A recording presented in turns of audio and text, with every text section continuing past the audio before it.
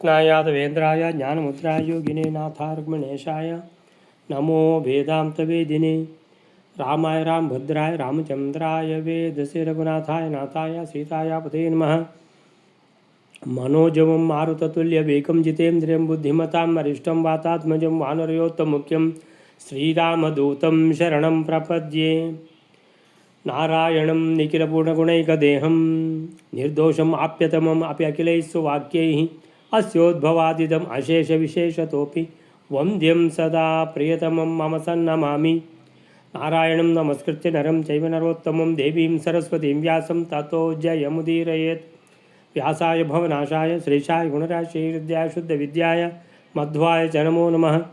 तपस्वाध्याय शुश्रूषा कृष्णपूजारतं मुनिं विश्वेशमिष्टदं वन्दे परिव्राट् चक्रवर्तिनम्। ओम ओम अथातो ब्रह्म जिज्ञासा। ओम श्रीगुरुभ्यो नमः। हरि ओम। ಕೃಷ್ಣನಿಗೆ ಅತ್ಯಂತ ಸಂತೋಷ ಆಯಿತು. ಜರಾಸಂಧನ ವಧೆಯನ್ನು ಭೀಮಸೇನ ಮಾಡಿ ಆ ಪೂಜೆಯನ್ನು ಸಲ್ಲಿಸಿದಾಗ ಭಗವಂತನಿಗೆ ಆ ನಂತರ ರಾಜಸೂಯ ಯಾಗ ಮಾಡಿ ಅಗ್ರಪೂಜೆಯನ್ನು ಕೃಷ್ಣನಿಗೆ ಕೊಟ್ಟರು. ಆಗ ಕೂಡ ಇಷ್ಟು ಸಂತೋಷ ಆಗಲಿಲ್ಲ ಅಂತ ಬರ್ತದೆ, ವಾಯುಸ್ಥಿತಿಯಲ್ಲಿ ಕೂಡ ಬರ್ತದೆ. ಆಗ ಕೂಡ ಇಷ್ಟು ಸಂತೋಷ ಆಗಲಿಲ್ಲ ಅಂತ ಆಚಾರ್ಯರು, ಮಧ್ವಾಚಾರ್ಯರು ಕೂಡ ಅದೇ ಹೇಳ್ತಾ ಇದ್ದಾರೆ. ಎಷ್ಟು ಸಂತೋಷ ಆಯಿತು ಅಂತ ಹೇಳಿದರೆ, ಯಾವ ಬೇರೆ ಪೂಜೆಯಿಂದ ಇಷ್ಟು ಸಂತೋಷ ಆಗಲಿಕ್ಕೆ ಸಾಧ್ಯವೇ ಇಲ್ಲ.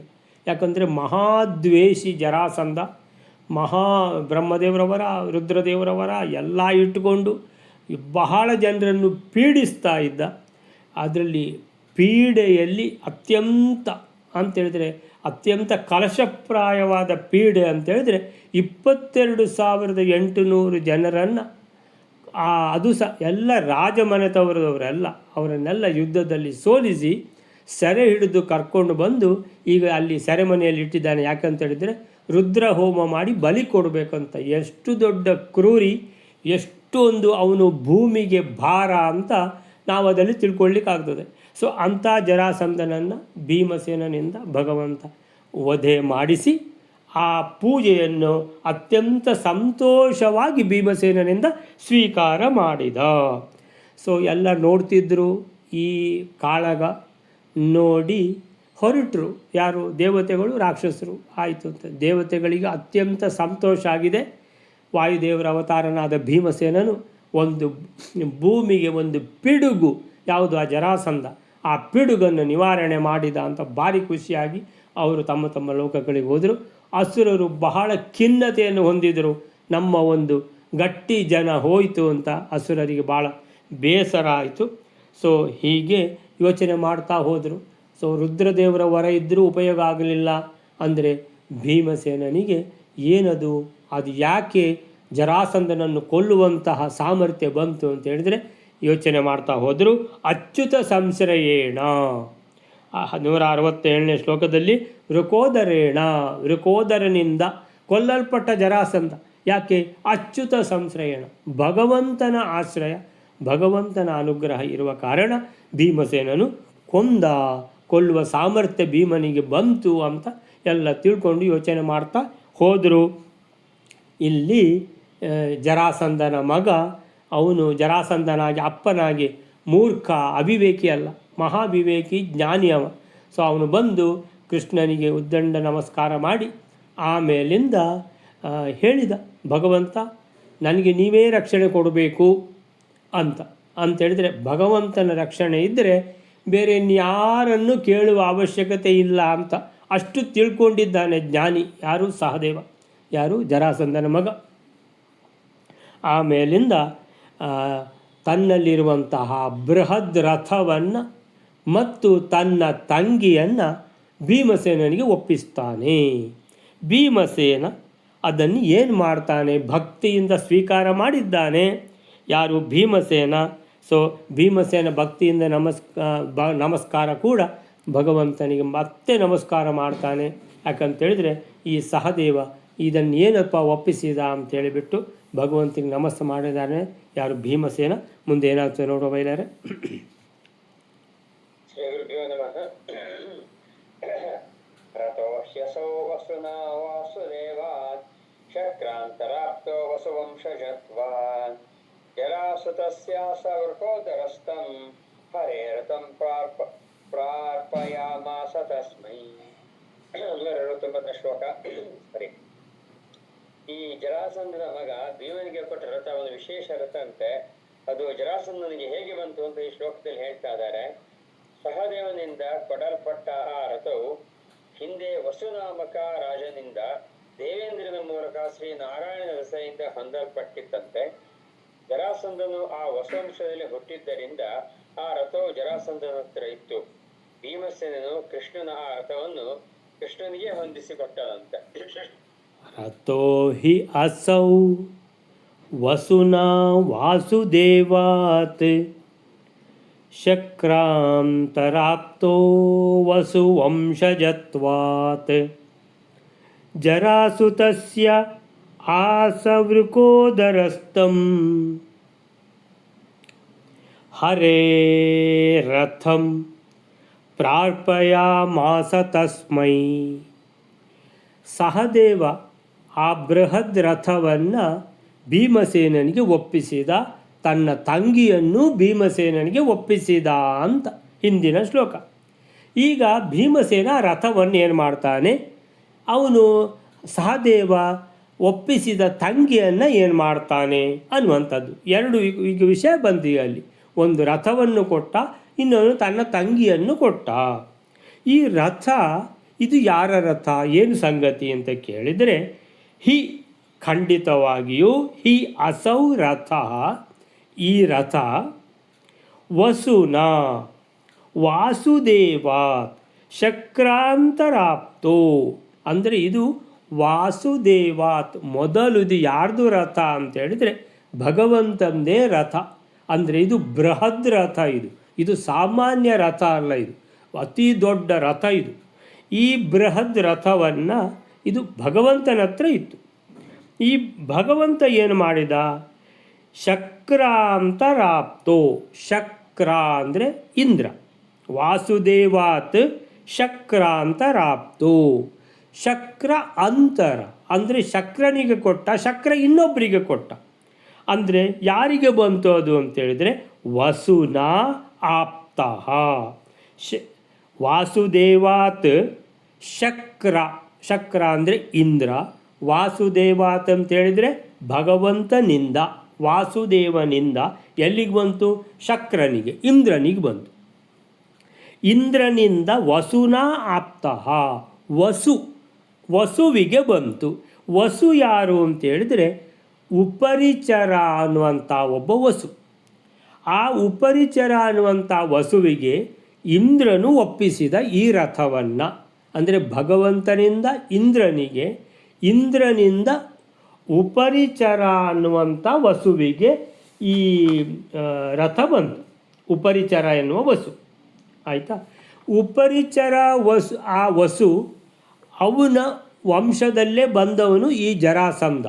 ಸೊ ಜರಾಸಂಧನ ತಂದೆಗೆ ಬೃಹದ್ ರಥ ಅಂತ ಹೆಸರಿತ್ತು. ಯಾಕೆ, ಈ ಬೃಹದ್ ರಥವನ್ನು ಹೊಂದಿರುವ ಕಾರಣ ಅವನಿಗೆ ಬೃಹದ್ ರಥ ಅಂತ ಹೆಸರಿತ್ತು, ಆಯ್ತಲ್ಲ.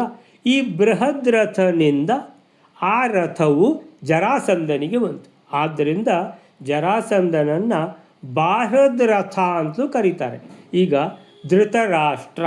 ಧೃತರಾಷ್ಟ್ರನ ಮಗ ದುರ್ಯೋಧನನನ್ನು ಧಾರ್ತರಾಷ್ಟ್ರ ಅಂತ ಕರೀತಾರಲ್ವ. ದಶರಥನ ಮಗ ಶ್ರೀರಾಮಚಂದ್ರನನ್ನು ದಾಶರಥಿ ಅಂತ ಕರೀತಾರಲ್ವ. ಹಾಗೆ ವಸುದೇವನ ಮಗನನ್ನು ಕೃಷ್ಣನನ್ನು ವಾಸುದೇವ ಅಂತ ಕರೀತಾರಲ್ವ. ಹಾಗೆ ಇಲ್ಲಿ ಬೃಹದ್ ರಥ ಅಂದರೆ ಜರಾಸಂಧನ ತಂದೆ ಬೃಹದ್ ರಥ. ಅವನಿಗೆ ಯಾಕೆ ಈ ಬೃಹದ್ ರಥ ಅಂತ ಹೆಸರು ಅಂತ ಹೇಳಿದರೆ, ಅವನ ಹತ್ರ ಬೃಹದ್ ರಥ ಇದೆ. ಆ ಉಪರಿಚರ ವಸು ಅವನ ವಂಶದಲ್ಲೇ ಬಂದವ ಬೃಹದ್ ರಥ. ಸೊ ಬೃಹದ್ ರಥನಿಗೆ ಆ ಬೃಹದ್ ರಥ ಇರುವ ಕಾರಣ ಅವನಿಗೆ ಬೃಹದ್ ರಥ ಅಂತ ಹೆಸರು. ಅವನ ನಿಜವಾದ ಹೆಸರು ಇನ್ನೊಂದಿರಬೇಕು. ಬೃಹದ್ ರಥನ ಮಗ ಬಾರ್ಹದ್ ರಥ, ಯಾರು, ಜರಾಸಂಧ. ಸೊ ಈ ಜರಾಸಂಧನಿಗೆ ಇನ್ನೊಂದು ಹೆಸರು ಬಾರ್ಹದ್ ರಥ ಅಂತಿತ್ತು. ಸೊ ಬಾರ್ಹದ್ ರಥನಿಗೆ ಬಂತು ಅಂದರೆ ಜರಾಸಂಧನಿಗೆ ಈ ರಥ ಬಂದಿತ್ತು. ಯಾಕೆ, ವಸುವಂಶಜತ್ವಾತ್ ಆ ಉಪರಿಚರ ವಸುವಿನ ವಂಶಜ ಇವ. ವಂಶಜ ಅಂದರೆ ಆ ವಂಶದಲ್ಲಿ ಹುಟ್ಟಿದ ಕಾರಣ ಒಬ್ಬರಿಂದ ಒಬ್ಬರಿಗೆ ಬಂತು. ಸೊ ಬಂದು ಜರಾಸಂಧನ ತಂದೆ ಬೃಹದ್ರಥನಿಗೆ ಬಂತು, ಬೃಹದ್ರಥನಿಂದ ಜರಾಸಂಧನಿಗೆ ಬಂತು.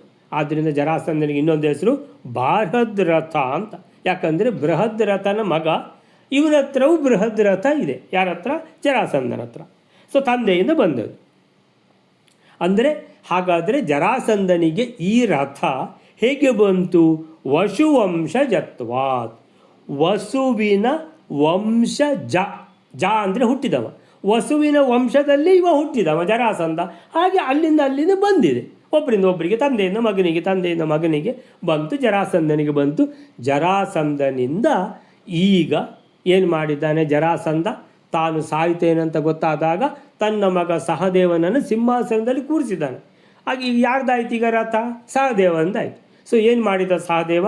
ಇದು ನನಗೆ ಬೇಡ, ಈ ರಥ ಇದು ನಂದಲ್ಲ, ಆದ್ದರಿಂದ ಇದನ್ನು ನಾನು ಭೀಮಸೇನಿಗೆ ಒಪ್ಪಿಸ್ತೇನೆ ಅಂತ ಒಪ್ಪಿಸಿದ.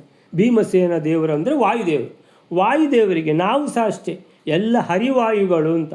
ನಾವು ಎಲ್ಲ ಮಾಡಿದ ಪೂಜೆ, ಜಪ, ತಪ, ನಮ್ಮ ಎಲ್ಲ ಏನಿದೆ ಎಲ್ಲ ದೇವರ ಪ್ರಾರ್ಥನೆಗಳು ವಾಯುದೇವರ ಮುಖಾಂತರ ಹೋಗಬೇಕು ಭಗವಂತನಿಗೆ. ಸೊ ವಾಯುದೇವರಿಗೆ ನಾವು ಅಪ್ಪಿಸಿಬಿಟ್ರೆ, ಪ್ರಾಣದೇವರೇ ನಾನು ನಿಮಗೆ ಅರ್ಪಿಸಿದ್ದೇನೆ ಅಂತ ಹೇಳಿದ್ರೆ, ಪ್ರಾಣದೇವರು ಅದನ್ನು ಎಲ್ಲಿಗೆ ಅರ್ಪಿಸಬೇಕೋ ಅಲ್ಲಿಗೆ ಒಪ್ಪಿಸಿಬಿಡ್ತಾರೆ. ಸೊ ಆದ್ದರಿಂದ ನಮಗೆ ಬಹಳ ಸುಲಭ, ಪ್ರಾಣದೇವರಿಗೆ ಅರ್ಪಿಸಿಬಿಟ್ರಾಯಿತು. ಸೊ ನಮಗೆ ಪ್ರಾಣದೇವರನ್ನು ಗಟ್ಟಿ ಹಿಡ್ಕೊಳ್ಬೇಕು. ಸೊ ಆಯ್ತಲ್ಲ. ಸೊ ಹೀಗೆ ವಸುವಂಶಜತ್ವಾತ್ ಜರಾಸಂಧನಿಗೆ ಈ ರಥ ಬಂದಿದೆ. ಯಾವ ರಥ? ಬೃಹದ್ ರಥ ಬಂದಿದೆ. ಜರಾಸುತಸ್ಯ ಆಸ.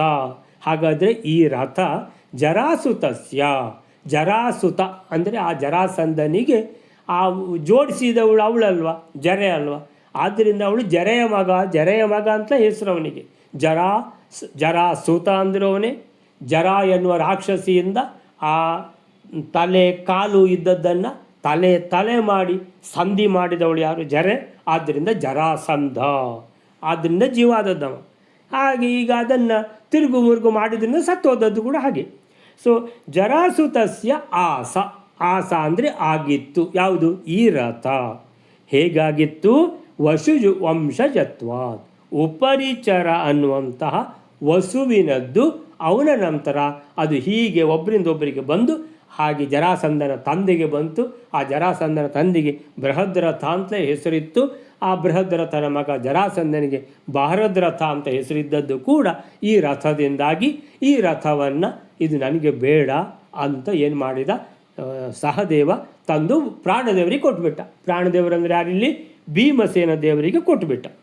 ಸೊ ನಿಮಗೆ ಕೊಟ್ಟರೆ ಅದು ಸರಿಯಾದ ಜಾಗಕ್ಕೆ ತಲುಪುತ್ತದೆ ಅನ್ನುವಂಥದ್ದು ಸರಿಯಾಗಿ ತಿಳ್ಕೊಂಡಿದ್ದಾನೆ ಸಹದೇವ.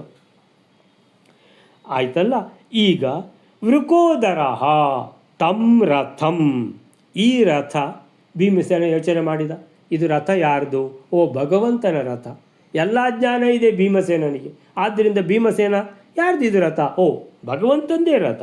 ವೃಕೋದರಃ ತಂ ಹರೇ ರಥಂ. ಭಗವಂತನ ರಥವನ್ನು, ಹರೇಹೇ ಭಗವಂತನ ರಥವನ್ನು ಪ್ರಾರ್ಪಯಾಮಾಸ ತಸ್ಮೈ. ತಸ್ಮೈ ಅಂದರೆ ಅವನಿಗೆ. ಯಾರ್ದು ರಥ? ಅವಂದಂದರೆ ಯಾರು? ಭಗವಂತಂದು. ಸೊ ಭಗವಂತನ ರಥವನ್ನು ಅವನಿಗೆ, ತಸ್ಮೈ ಅವನಿಗೆ, ತಸ್ಮೈ ಪ್ರಾರ್ಪಯಾಮಾಸ. ಅರ್ಪಯಾಮಾಸ ಅಂತ. ಅರ್ಪಯಾಮಾಸ ಅಂದರೆ ಅರ್ಪಣೆ ಮಾಡಿದ. ಕಾರಯಾಮಾಸ ಅಂದರೆ ಮಾಡಿದ. ಕಾರಯಾಮಾಸ. ಇಲ್ಲಿ ಅರ್ಪಯಾಮಾಸ. ದರ್ಶಯಾಮಾಸ ಅಂದರೆ ಭಗವಂತ ತನ್ನ ಏನದು ವಿಶ್ವರೂಪ ದರ್ಶನವನ್ನು ತೋರಿಸಿದ. ದರ್ಶಯಾಮಾಸ ತೋರಿಸಿದ. ಕಾರಯಾಮಾಸ ಮಾಡಿದ. ಅರ್ಪಯಾಮಾಸ ಅರ್ಪಣೆ ಮಾಡಿದ. ಸೊ ಇದು ಪ್ರಾರ್ಪಯಾಮಾಸ. ಅರ್ಪಯಾಮಾಸದ ಸ್ವಲ್ಪ ಬೇರೆ ಅಂತೇಳಿದರೆ, ಒಂದು ಎಕ್ಸ್ಟ್ರಾ ಇದೆ ಅಂತೇಳಿದರೆ ವಿಶೇಷವಾಗಿ ಅರ್ಪಣೆ, ಪ್ರಕೃಷ್ಟೇನ ಅರ್ಪಣಂ, ಅದಕ್ಕೆ ಪ್ರಾರ್ಪಣಂ ಅಂತ ಹೆಸರು. ಪ್ರಾರ್ಪಣೆ ಅಂತೇಳಿದರೆ ನಾವೇನು ಹೇಳಿದ್ರು? ಅರ್ಥ ಪ್ರಾರ್ಥನೆ. ಸೊ ಅದು ಏನಂತೇಳಿದರೆ ಅದು ಅರ್ಥನೇ ಅದು. ಅದನ್ನು ಅಂದರೆ ಯಾಕೆ ಅಂತ ಪ್ರಾರ್ಥನೆ ಅರ್ಥನೆ ಅಂತೇಳಿದರೆ ಅದು ವಿಶೇಷವಾದ ಪ್ರಾರ್ಥನೆಗೆ ಅಂತ ಬರುವುದು. ಇಲ್ಲಿ ವಿಶೇಷವಾದ ಅರ್ಪಣೆಗೆ ಪ್ರಾರ್ಪಯಾಮಾಸ ಅಂತ ಬರುವುದು. ಸೊ ಹೀಗೆ ಎಷ್ಟೋ ದಿಕ್ಕಿನಲ್ಲಿ ಇದು ಅಂತ ಬರ್ತದೆ. ಸೊ ಯಾಕೆ ಅಂತ ಹೇಳಿದರೆ ವಿಶೇಷತೆಯನ್ನು ಸೂಚಿಸಲಿಕ್ಕೆ ಅನ್ನುವಂಥದ್ದು ಬರ್ತದೆ. ತಸ್ಮೈ ಅವನಿಗೆ, ಅವಳಿಗೆ ಅಂತ ಹೇಳಬೇಕಿದ್ರೆ ತಸ್ಯೈ ಅಂತ ಬರ್ತದೆ. ತಸ್ಯೈ ಅಂತೇಳಿದರೆ ಅವಳಿಗೆ. ನೀವು ಯಾವುದು ಇದು ಪಾರಾಯಣ ಇದೆಯಲ್ಲ, ಸಪ್ತಶತಿ ಪಾರಾಯಣ, ಚಂಡಿಕಾ ಪಾರಾಯಣ, ನಮಸ್ತಸ್ಯೈ ನಮಸ್ತಸ್ಯೈ ನಮಸ್ತಸ್ಯೈ ನಮೋ ನಮಃ. ಸೊ ಎಲ್ಲ ಒಂದೊಂದೇ ಹೆಸರು ಬರ್ತದೆ, ಯಾವುದು ದೇವಿದ್ದು. ಸೊ ಮಾತೃ ರೂಪೇಣ ಸಂಸ್ಥಿತ, ದಯಾರೂಪೇಣ ಸಂಸ್ಥಿತ, ಹೀಗೆ. ಸೊ ತುಷ್ಟಿ ರೂಪೇಣ ಸಂಸ್ಥಿತ, ಶಕ್ತಿ ರೂಪೇಣ ಸಂಸ್ಥಿತ ಅಂತೇಳಿದರೆ ಒಂದೊಂದೇ ರೂಪ ಹೇಳಿಬಿಟ್ಟು ಭಗವತಿಯನ್ನು, ಆ ದೇವಿಯನ್ನು ಹೇಳುವುದು. ನಮಸ್ತಸ್ಯೈ ನಮಸ್ತಸ್ಯೈ, ಆ ದೇವಿಯೇ ನಿನಗೆ ನಮಸ್ಕಾರ ಮಾಡ್ತೇನೆ, ನಿನಗೆ ನಮಸ್ಕಾರ ಮಾಡ್ತೇನೆ. ನಮಸ್ತಸ್ಯೈ ನಮಸ್ತಸ್ಯೈ ನಮಸ್ತಸ್ಯೈ ನಮೋ ನಮಃ, ನಿನಗೆ ನಮಸ್ಕಾರ ಮಾಡ್ತೇನೆ ಅಂತ ಮತ್ತೆ ಹೇಳಿ ನಮೋ ನಮಃ, ನಿನ್ನ ರಕ್ಷಣೆಯಲ್ಲಿ ನಾನಿದ್ದೇನೆ ಅಂತ, ನೀನೇ ರಕ್ಷಣೆ ಅಂತ ಹೇಳುವಂಥ ಮಾತು ಸಪ್ತಶತಿ ಪಾರಾಯಣದಲ್ಲಿ ಬರುವಂಥದ್ದು. ಅದು ತಸ್ಯೈ. ಸೊ ತಸ್ಯೈ ಅಂದರೆ ಅವಳಿಗೆ, ತಸ್ಮೈ ಅಂದರೆ ಅವನಿಗೆ, ತಸ್ಮೈ ತಸ್ಯೈ ಅಂತ ಸರಿಯಾಗಿ ನೋಡ್ಕೋಬೇಕದು. ಹೀಗೆ ಈ ರಥದ್ದು ಸಂಗತಿ ಹೇಳಿದ್ರು. ಈಗ ಏನು ಹೇಳಿದರು ಅಂತೇಳಿದರೆ, ರಥದ್ದು ಸಂಗತಿ ರಥೋಹಿ ಅಸೌ, ಆ ರಥವು, ಅಸೌ ಅಂದರೆ ಅದು, ಆ ರಥ, ಅಸೌ ರಥಃ ವಸುನಾ ವಾಸುದೇವಾತ್ ಅಂದರೆ ಭಗವಂತ ವಾಸುದೇವನಿಂದ ಯಾರಿಗೆ ಬಂತು? ಇಂದ್ರನಿಗೆ. ಶಕ್ರಾಂತರ, ಶಕ್ರ ಇನ್ನೊಬ್ಬರಿಗೆ ಕೊಟ್ಟ, ಯಾರಿಗೆ? ವಸುನ ಆಪ್ತಃ, ವಸುವಿಂದ ಪ್ರಾಪ್ತವಾಗಲ್ಪಟ್ಟಿತು ಅಂದರೆ ವಸುವಿಗೆ ಸಿಕ್ಕಿತು, ಇಂದ್ರ ಕೊಟ್ಟದ್ದು. ವಸುನ ಆಪ್ತ, ವಸುವಿಂದ ಪ್ರಾಪ್ತಿ ಹೊಂದಲ್ಪಟ್ಟಿತು. ವಸುವಿಂದ ಅಂದರೆ ಸಿಕ್ಕಲ್ಪಟ್ಟಿತು, ಪ್ರಾಪ್ತಿ ಆಗಲ್ಪಟ್ಟಿತು, ಹಾಗೆ ಹೇಳುವಂಥದ್ದು. ಸೊ ಯಾಕೆ ಅಲ್ಲಿಂದ ಇದು ವಸುವಿಂದ ಇಲ್ಲಿಗೆ ಯಾಕೆ ಬಂತು? ವಸುವಂಶಜ ಯಾರು? ಇವ ಜರಾಸಂಧ. ಸೊ ಹಾಗೆ ಬಂದಿದೆ. ಸೊ ನಂತರ ಇಂದ್ರನ ಮೂಲಕ ವಸು ಚಕ್ರವರ್ತಿಗೆ, ಉಪರಿಚರ ಅನ್ನುವಂತಹ ವಸು ಚಕ್ರವರ್ತಿಗೆ ನೀಡಲ್ಪಟ್ಟಿತ್ತು ಇಂದ್ರನ ಮೂಲಕ ಚಕ್ರಾಂತರ. ಸೊ ವಸುವಿನ ವಂಶದಲ್ಲಿ ಹುಟ್ಟಿದ್ದರಿಂದ ಜರಾಸಂಧನಿಗೂ ಅದು ದೊರೆಯಿತು. ತಂದೆಯಿಂದ ಬಂತು ಮಗನಿಗೆ. ಫಸ್ಟಿಗೆ ತಂದೆಗೆ ಸಿಕ್ಕಿತು ಬೃಹದ್ರಥನಿಗೆ, ಅವನಿಂದ ಮಗನಿಗೆ ಸಿಕ್ಕಿತು ಜರಾಸಂಧನಿಗೆ, ಜರಾಸಂಧನಿಂದ ಸಹದೇವನಿಗೆ, ಸಹದೇವತೆಯನ್ನು ನನಗೆ ಬೇಡ ಅಂತ ಹೇಳಿಬಿಟ್ಟು ಈ ಬೃಹದ್ರಥ ಇದು ನಮ್ದಲ್ಲ, ಇದು ದೇವತೆಗಳದ್ದಿರಬೇಕು, ಆದ್ದರಿಂದ ಪ್ರಾಣದೇವರಿಗೆ ಕೊಟ್ಬಿಟ್ಟ. ಯಾಕೆ? ಪ್ರಾಣದೇವರಿಗೆ ನೀವು ನೋಡ್ಕೊಳ್ಳಿ, ಯಾರ್ದ ನೀವು ಅವರಿಗೆ ಕೊಡಿ, ನಿಮ್ಮದಾದ ನೀವು ಇಟ್ಕೊಳ್ಳಿ, ಹಾಗೆ. ಸೊ ಹೀಗೆ ಅದನ್ನು ಅಂದರೆ ಯಾರಿಗೆ? ಈಗ ಜರಾಸಂಧನಿಗೆ ಸಿಕ್ಕಿತ್ತು, ಜರಾಸಂಧನಿಂದ ಸಹದೇವ. ಸೊ ಸಹದೇವನು ಅದನ್ನು ಹರಿಯ ಆ ರಥವನ್ನು ಯಾರಿಗೆ? ಭೀಮಸೇನನಿಗೆ ಕೊಟ್ಟ. ಅವನಿಗೆ ಆವಾಗ ಗೊತ್ತಿರಲಿಲ್ಲ ಇದು ಹರಿದ ರಥ ಅಂತ. ಸೊ ಅವನೇನು ಮಾಡಿದ? ಭೀಮಸೇನಿಗೆ ಕೊಟ್ಟ. ಭೀಮಸೇನ ವಾಯುದೇವರು. ಸೊ ವಾಯುದೇವರು, ಪ್ರಾಣದೇವರು ಅದನ್ನು ಸರಿಯಾಗಿ ಜಾಗಕ್ಕೆ ಕೊಡ್ತಾರಂತ ಗೊತ್ತಿದೆ. ಆದ್ದರಿಂದ ಪ್ರಾಣದೇವರು ಏನು ಮಾಡಿದರು? ಇದು ಭಗವಂತನ ರಥ, ಹರಿಯ ಆ ರಥವನ್ನು ಹರಿಗೆ, ಹರಿ ಯಾರಿಲ್ಲಿ? ಶ್ರೀಕೃಷ್ಣ, ಶ್ರೀಕೃಷ್ಣನಿಗೆ ಸಮರ್ಪಿಸಿದ. ಇಲ್ಲಿ ವಸು ಅಂತ ಹೇಳಿದರೆ ಉಪರಿಚರ ವಸು. ಜರಾಸಂಧ ಆ ವಂಶದಲ್ಲಿ ಜನಿಸಿದ್ದರಿಂದ ಆ ರಥ ಅವನ ವಂಶಕ್ಕೆ ಬಂದಿತ್ತು. ಭೀಮಸೇನ ಅದನ್ನು ಸಹದೇವ ಭೀಮಸೇನನಿಗೆ ಕೊಟ್ಟದ್ದು, ಭೀಮಸೇನ ಅದನ್ನು ಭಗವಂತನಿಗೆ ಅರ್ಪಿಸಿದ. ಹೀಗೆ ನಾವು ಅಂದರೆ ಏನನ್ನು ನಾವು ಅರ್ಪಿಸಬೇಕೋ ಎಲ್ಲವೂ ಪ್ರಾಣದೇವರಿಗೆ ಅರ್ಪಿಸುವಂಥದ್ದು. ನೀವು ಮಂತ್ರಾಲಯದಲ್ಲಿ ರಾಘವೇಂದ್ರ ಸ್ವಾಮಿಗಳು ಮಾಡ್ತಿರುವುದು ಅದೇ. 700 ವರ್ಷ ಕೂತಿದ್ದಾರೆ ಅವರು ಬೃಂದಾವನದಲ್ಲಿ. 350 ವರ್ಷ ಆಯಿತು, ಇನ್ನು 350 ವರ್ಷ ಅಲ್ಲಿ ಕೂತಿರ್ತಾರೆ ಅವರು. ಎಲ್ಲ ಯಾರೆಲ್ಲ ಬಂದು ಕಷ್ಟ ಹೇಳಿಕೊಳ್ತಾರೋ ಅವರೆಲ್ಲ ಕಷ್ಟ ಪರಿಹಾರ ಮಾಡುವಂಥದ್ದು ಎಲ್ಲ ರಾಘವೇಂದ್ರ ಸ್ವಾಮಿಗಳು ಮಾಡ್ತಾ ಇದ್ದಾರೆ ಅಲ್ಲಿ. ಅವರ ಎದುರುಗಡೆ ಇರೋದು ಯಾರು? ಪ್ರಾಣದೇವರು. ಸೊ ರಾಘವೇಂದ್ರ ಸ್ವಾಮಿಗಳ ಎದುರುಗಡೆ ಮಂತ್ರಾಲಯದಲ್ಲಿ ಇರೋದು ಯಾರು ಅಂತ ಹೇಳಿದ್ರೆ ಪ್ರಾಣದೇವರು. ನೀವು ಯಾವ ರಾಘವೇಂದ್ರ ಮಠಕ್ಕೆ ಹೋದರೂ ಕೂಡ ರಾಘವೇಂದ್ರ ಸ್ವಾಮಿಗಳ ಬೃಂದಾವನಲ್ಲಿ ಇರ್ತದೆ. ಆ ಮೃತ್ತಿಕಾ ಬೃಂದಾವನದ ಮೇಲಿಂದ ಯಾರು ಇರ್ತಾರೆ ಅಂತ ಹೇಳಿದ್ರೆ ಪ್ರಾಣದೇವರು ಇರ್ತಾರೆ. ಪ್ರಾಣದೇವರಿಂದಲೂ ಮೇಲೆ ಯಾರು ಇರ್ತಾರೆ ಅಂದರೆ ಲಕ್ಷ್ಮೀ ನರಸಿಂಹ ಇರ್ತಾರೆ. ಸೊ ಹೀಗೆ ಏನಿದ್ರೂ ನಾವು ನಮ್ಮ ಅಂತೇಳಿದರೆ ಅದರ ಅರ್ಥ ಏನು ಅಂತೇಳಿದರೆ, ರಾಘವೇಂದ್ರ ಸ್ವಾಮಿಗಳಂತೇಳಿದರೆ ಮಧ್ವಾಚಾರ್ಯರ ಶಿಷ್ಯ ತಾನೇ. ಸೊ ಮಧ್ವಾಚಾರ್ಯರ ಶಿಷ್ಯ ಅಂತೇಳಿದರೆ ನಮ್ಮ ಮಧ್ವಾಚಾರ್ಯರು ನಮ್ಮ ಗುರುಗಳು. ಸೊ ನಮಗೆ ಗುರುಗಳು ಯಾರು? ರಾಘವೇಂದ್ರ ಸ್ವಾಮಿಗಳು ಗುರುಗಳು, ಪೇಜಾರ ಸ್ವಾಮಿಗಳು ಗುರುಗಳು, ಅಷ್ಟಮಠದ ಸ್ವಾಮಿಗಳು ಗುರುಗಳು, ಎಲ್ಲ ಮಠದ ಸ್ವಾಮಿಗಳು ನಮಗೆ ಗುರುಗಳು. ಯಾಕಂದರೆ ಎಲ್ಲರೂ ಮಧ್ವಾಚಾರ್ಯರ ಶಿಷ್ಯರು. ಸೊ ಹಾಗೆ ನಮ್ಮ ಗುರುಗಳ ಮುಖಾಂತರ ದೊಡ್ಡ ಗುರುಗಳಿಗೆ ಹೋಗ್ತದೆ. ಯಾವುದು? ರಾಘವೇಂದ್ರ ಸ್ವಾಮಿಗಳ ಮೂಲಕ ಅಂತ ಇಟ್ಕೊಳ್ಳಿ. ಒಂದು ಗುರು ಸ್ವಾಮಿಗಳಂದರೆ ರಾಘವೇಂದ್ರ ಸ್ವಾಮಿಗಳು, ಎಲ್ಲ ಸ್ವಾಮಿಗಳು ಹಾಗೆ ರಾಘವೇಂದ್ರ ಸ್ವಾಮಿಗಳು ಹಾಗೆಯೇ ಎಲ್ಲ ಸ್ವಾಮಿಗಳು ಕೂಡ. ಸೊ ಅದರಲ್ಲಿ ಅತ್ಯಂತ ಕಾರಣಿಕತೆ ಇರುವಂತಹ ಅತ್ಯಂತ ಪವಿತ್ರರಾಗಿರುವಂಥ ಸ್ವಾಮಿಗಳು ರಾಘವೇಂದ್ರ ಸ್ವಾಮಿಗಳು. ಸೊ ರಾಘವೇಂದ್ರ ಸ್ವಾಮಿಗಳು ಅಂದರೆ ಗುರುಗಳ ಮುಖಾಂತರ, ನಮ್ಮ ಇಮಿಡಿಯೇಟ್ ಗುರುಗಳ ಮುಖಾಂತರ ಮಧ್ವ ಗುರುಗಳಿಗೆ ಹೋಗ್ತದೆ. ಮಧ್ವ ಗುರುಗಳು ಅಂತ ಹೇಳಿದರೆ ಯಾರು? ಪ್ರಾಣದೇವರು. ಸೊ ಪ್ರಾಣದೇವರದು 3 ಅವತಾರ ತಾನೆ, ಹನುಮಂತ, ಆಮೇಲೆ ಭೀಮ, ಆಮೇಲಿಂದ ಮಧ್ವ ಗುರುಗಳು. ಹೀಗೆ ಪ್ರಾಣದೇವರ ಮುಖಾಂತರ ಅದು ಹೋಗ್ತದೆ ಲಕ್ಷ್ಮೀ ನರಸಿಂಹನಿಗೆ ಅಂತ ಹೇಳಿದರೆ ಭಗವಂತ ಶ್ರೀಕೃಷ್ಣನಿಗೆ ತಲುಪ್ತದೆ, ಶ್ರೀಮನ್ನಾರಾಯಣನಿಗೆ ತಲುಪ್ತದೆ ಅನ್ನುವಂಥದ್ದು. ಹೀಗೆ ಅಲ್ಲಿಗೆ 169ನೇ ಶ್ಲೋಕ ಮುಗಿತು. ನೆಕ್ಸ್ಟ್ ಶ್ಲೋಕ ಬಯಲಾರೆ.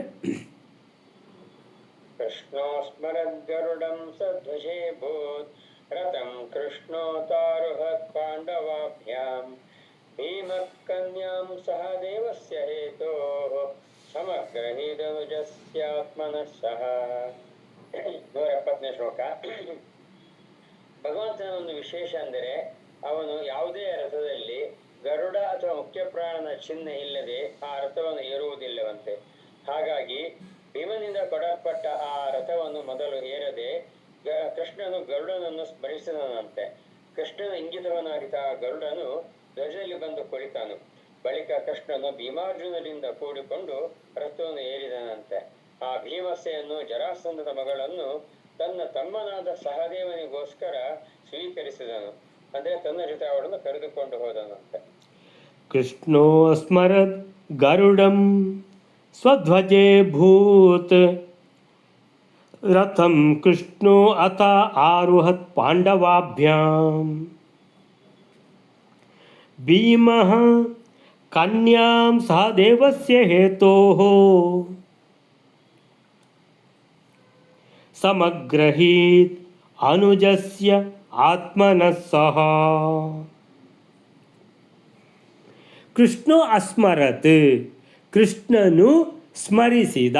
ಅಸ್ಮರತ್ ಸ್ಮರಣಂ ಸ್ಮರಣಂ ಅಕರೋತ್, ಸ್ಮರಣೆಯನ್ನು ಮಾಡಿದ.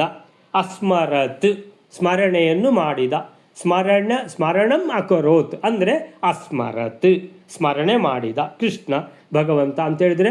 ಗರುಡನನ್ನು ಕರೀಲಿಕ್ಕೆ ನಾವೆಲ್ಲ ಈಗ ಪಕ್ಕನ ಟ್ಯಾಕ್ಸಿ ಮಾಡ್ಕೊಂಡು ಹೋದರೆ ಡ್ರೈವರನ್ನು ಫೋನ್ ಮಾಡಬೇಕಲ್ವ. ಸೊ ಇಲ್ಲಿ ಹಾಗೆ ಅಲ್ಲ. ಏನಂತೇಳಿ ಭಗವಂತ ಏನು ಜಸ್ಟ್ ಗರುಡ ಎಲ್ಲಿದು ನೆನಪು ಮಾಡಿದರೆ ಆಯಿತು, ಗರುಡ ಬಂದಾಯಿತು. ಕೃಷ್ಣ ಅಸ್ಮರತ್ ಗರುಡಂ. ಸೊ ಸಾ ಧ್ವಜೇ ಅಭೂತ್, ಎಲ್ಲಿ ಕೂತ ಗರುಡ? ಸಾ ಧ್ವಜೇ ಅಭೂತ್ ರಥಂ. ಸೊ ಆ ರಥದ ಧ್ವಜದಲ್ಲಿ ಗರುಡನು ಕುಳಿತುಕೊಂಡ. ಇಲ್ಲದಿದ್ದರೆ ಗರುಡ ಹೊತ್ಕೊಂಡು ಹೋಗಬೇಕಾಗಿತ್ತು. ಈಗ ಗರುಡನು ಬಂದು ರಥದ ಧ್ವಜದಲ್ಲಿ ಕೂತನು. ಸೊ ರಥಂ ಕೃಷ್ಣೋ ಅಥ ಆರುಹತ್, ಈಗ ಕೃಷ್ಣನು ಆ ರಥವನ್ನು ಏರಿದನು, ಬೃಹದ್ ರಥವನ್ನು. ರಥಂ ಕೃಷ್ಣ ರಥಂ, ಕೃಷ್ಣ ಕೃಷ್ಣನು, ರಥಂ ಅಂದರೆ ರಥವನ್ನು, ಅಥ ಆರುಹತ್ ಆದ್ದರಿಂದ ಈಗ ಏರಿದ, ಆರುಹತ್. ಪಾಂಡವಾಭ್ಯಾಂ ಯಾರಿದ್ದಾರೆ? ಭೀಮಸೇನ ಮತ್ತು ಅರ್ಜುನ. ಸೊ ಇಬ್ಬರು ಪಾಂಡವರಾದ್ದರಿಂದ ಪಾಂಡವಾಭ್ಯಾಂ. ಸೊ ಎಲ್ಲರೂ ಪಾಂಡವರಿದ್ದರೆ ಪಾಂಡವೇಭ್ಯ. ಸೊ ಪಾಂಡವಾಭ್ಯಾಂ ಇಬ್ಬರು ಪಾಂಡವರನ್ನು ಕೂರಿಸಿಕೊಂಡ. ಎಲ್ಲಿ? ರಥದಲ್ಲಿ. ಈಗ ಭೀಮಸೇನನಿಗೆ ಸಹದೇವ ರಥವನ್ನು ಕೊಟ್ಟದ್ದು, ಆ ರಥವನ್ನು ಭೀಮಸೇನ ಭಗವಂತನಿಗೆ ಕೊಟ್ಟಾಯಿತು. ಈಗ ಏನು ತಂಗಿಯನ್ನು ಕೊಟ್ಟಿದ್ದಾನೆ ಸಹದೇವ ಭೀಮನಿಗೆ. ಸೊ ಭೀಮಃ ಕನ್ಯಾಂ. ಸೊ ಸಹದೇವ ಕೊಟ್ಟ ಸಹದೇವನ ತಂಗಿ ಆ ಕನ್ಯಾಂ, ಆ ಹುಡುಗಿಯನ್ನು ಅಥವಾ ಆ ವಧುವನ್ನು, ಕನ್ಯಾಂ ಸಹದೇವಸ್ಯ ಅಂದರೆ ಸಹದೇವನ ತಂಗಿಯನ್ನು, ಅಂದರೆ ಕೊಟ್ಟದ್ದು ಸಹದೇವ, ತಗೊಂಡದ್ದು ಸಹದೇವನಿಗೆ ಅಂತ. ಸಹದೇವಸ್ಯ ಹೇತೋಹೋ, ಆ ಕೊಟ್ಟದ್ದು ಯಾರು? ಸಹದೇವ. ಯಾಕೆ? ಸಹದೇವನ ತಂಗಿ. ಭೀಮ ತಗೊಂಡದ್ದು ನನ್ನ ತಮ್ಮನಿಗೆ ಅಂತ. ಭೀಮಸೇನ ಇದು ನನ್ನ ತಮ್ಮನಿಗೆ. ಸಹದೇವ ಅಲ್ಲಿ ಸಹದೇವನ ತಂಗಿಯವಳು, ಇಲ್ಲಿ ಸಹದೇವನ ಪತ್ನಿ. ಅಂದರೆ ಭೀಮ ಅವಳನ್ನು ಸ್ವೀಕಾರ ಮಾಡಿದ್ದು ಯಾರಿಗೋಸ್ಕರ ಅಂದರೆ ಇದು ನನ್ನ ತಮ್ಮನಿಗೆ ಅಂತ. ಸೊ ಸಹದೇವಸ್ಯ ಹೇತೋಹೋ, ಸಹದೇವನಿಗೆ ಮದುವೆ ಮಾಡಿ ಕೊಡಲಿಕ್ಕೋಸ್ಕರ ಸ್ವೀಕಾರ ಮಾಡಿದ. ಸಮಗ್ರಹೀತ್, ಅಗ್ರಹೀತ್ ಅಂದರೆ ಸ್ವೀಕಾರ ಮಾಡಿದ ಈ ಕನ್ಯೆಯನ್ನು. ಯಾರಿಗೆ? ಓ ನನ್ನ ತಮ್ಮನಿಗಾಯಿತು ಅಂತ. ಹೀಗೆ ಇನ್ನೊಂದು ಕಡೆ ಆಗಿದೆ. ಎಲ್ಲಿ ಅಂತ ಹೇಳಿದರೆ ಅರ್ಜುನನಿಗೆ ಉತ್ತರೆಯನ್ನು ಕೊಡ್ತಾನೆ. ಯಾರವ? ಅಜ್ಞಾತವಾಸ ಎಲ್ಲ ಮುಗಿದಾಗ ಭಾರಿ ಖುಷಿಯಾಗಿ ಬಿಡ್ತದೆ ವಿರಾಟ್ ರಾಜನಿಗೆ. ಓ ಅರ್ಜುನನಿಂದಾಗಿ ಇಡೀ ಏನದು ಕೌರವರ ಸೈನ್ಯ ಬಂದಿತ್ತು, ಎಲ್ಲರನ್ನು ಒಬ್ಬ ಅರ್ಜುನ ಏಕಾಂಗಿಯಾಗಿ ಅವರನ್ನೆಲ್ಲ ಹಿಮ್ಮೆಟ್ಟಿಸಿ ಬಿಟ್ಟ ಅಂತ, ಯುದ್ಧದಲ್ಲಿ ಗೆದ್ದು ಬಿಟ್ವಿ ನಾವು, ಗೋಗ್ರಹಣ ಇದು. ಸೊ ಅದರಲ್ಲಿ ವಿರಾಟ್ ರಾಜನಿಗೆ ಖುಷಿಯಾಗಿ ಅವನ ಮಗಳನ್ನು ಉತ್ತರೆಯನ್ನು ಅರ್ಜುನನಿಗೆ ಸಮರ್ಪಣೆ ಮಾಡಿದ, ಕೊಟ್ಟ. ಅರ್ಜುನ ಏನು ಮಾಡಿದ? ಇದು ನನ್ನ ಮಗನಿಗೆ ಅಂತ ಉತ್ತರೆಯನ್ನು ಸ್ವೀಕಾರ ಮಾಡಿ ಅಭಿಮನ್ಯುವಿಗೆ ಮದುವೆ ಮಾಡಿಸ್ತಾನೆ. ಸೊ ಇದು ನಂತರ ಆಗುವಂಥದ್ದು. ಸೊ ಅಂಥೇಳಿದರೆ ಎಲ್ಲ ಶಿಷ್ಯರು ಗುರುಗಳನ್ನು ನೋಡಿ, ಗುರುಗಳು ಮಾಡಿದಾಗೆ ಶಿಷ್ಯರು ಮಾಡೋದು ತಾನೆ. ಸೊ ಗುರುಗಳು ಯಾರು? ಪ್ರಾಣದೇವರು. ಭೀಮಸೇನ ಮಾಡಿ ತೋರಿಸಿದ್ದಾನೆ.